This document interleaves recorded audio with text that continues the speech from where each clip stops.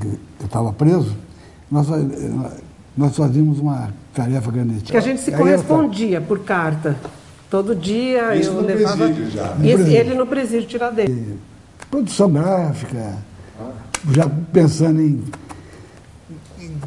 fazer alguma coisa. Foi uma tarefa mesmo para lá, né? Mas nosso parque gráfico, no Chile, resumiu a um mimeógrafo. E o que vocês fizeram com esse mimeógrafo? Fazia esse que deu. Esse mimeógrafo estava na casa de vocês.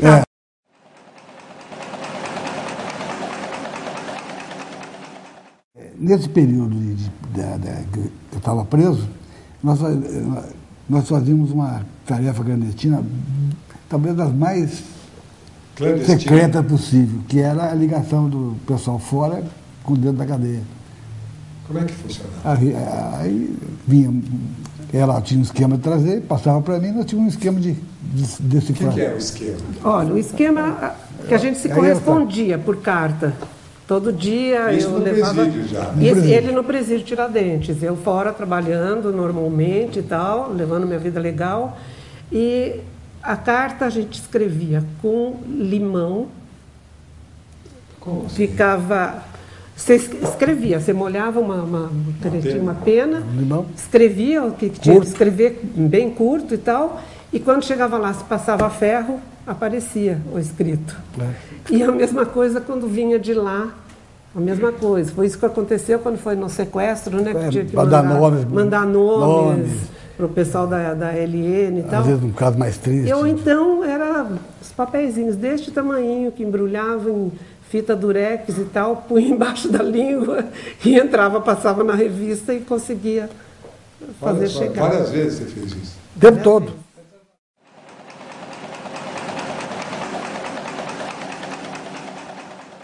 Mas já fui para lá mais ou menos planejado para conhecer produção gráfica, já pensando em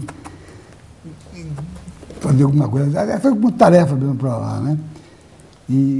Mas nosso parque gráfico, no Chile, resumiu a um mimeógrafo. E o que vocês fizeram com esse mimeógrafo? Fazia esse que deu.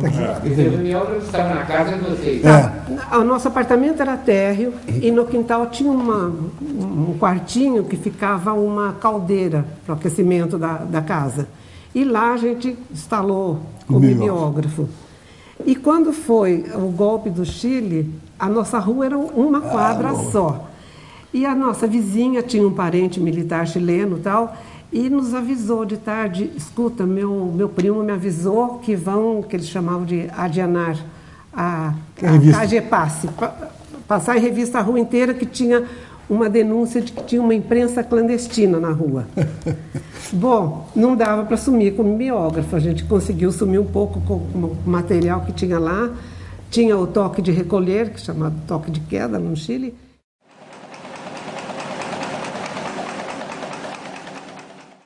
Isso foi nos primeiros dias do golpe, primeiros dias. E daí a vizinha, quando ela avisou, as crianças subiram para o apartamento dela, a gente saiu, a gente sempre tinha que sair antes, não passava a noite em casa, porque era a noite que eles vinham, né? E saímos apreensivos por causa da imprensa clandestina, até que no dia seguinte a gente ficou sabendo que a imprensa, na verdade, era um outro apartamento da mesma rua de um pessoal da esquerda do Partido Socialista chileno. Coincidência terrível. E o nosso mimeógrafo acabou ficando por lá.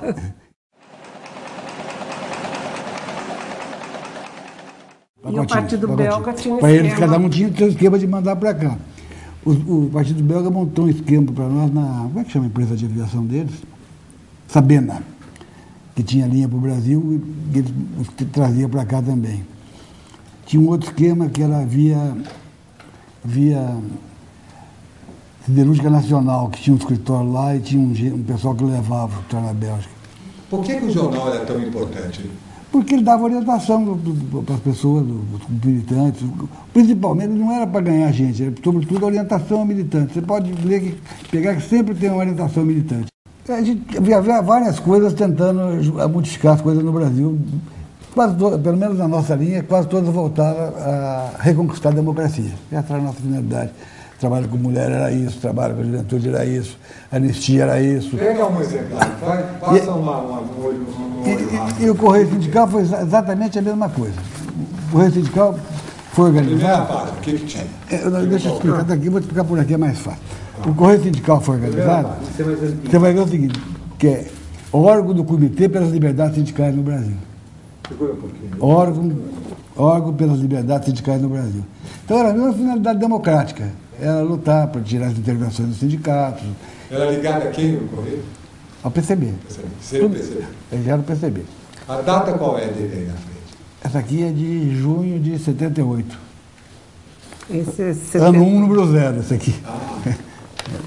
Então, O que tratava isso aí? Vamos ver. esse comitê era formado por dirigentes sindicais, está aqui atrás, o Comitê de Liberdade, tem aqui, ó, era o Morena, o Dito Cerqueira, que era metalúrgico, o Morena era o Gregório Bezerra, o Hercos Correia, Armando Zilli, era bancário, o Estenor de Lima, morreu recentemente, o Lindolfo, o Ergonauta Pacheco, Francisco Gomes, aí vários lá, Conceição. Para entender, o jornal era feito na Bélgica, Isso, esse integral, a redação. mas a orientação, É a partidária, do partido. partido.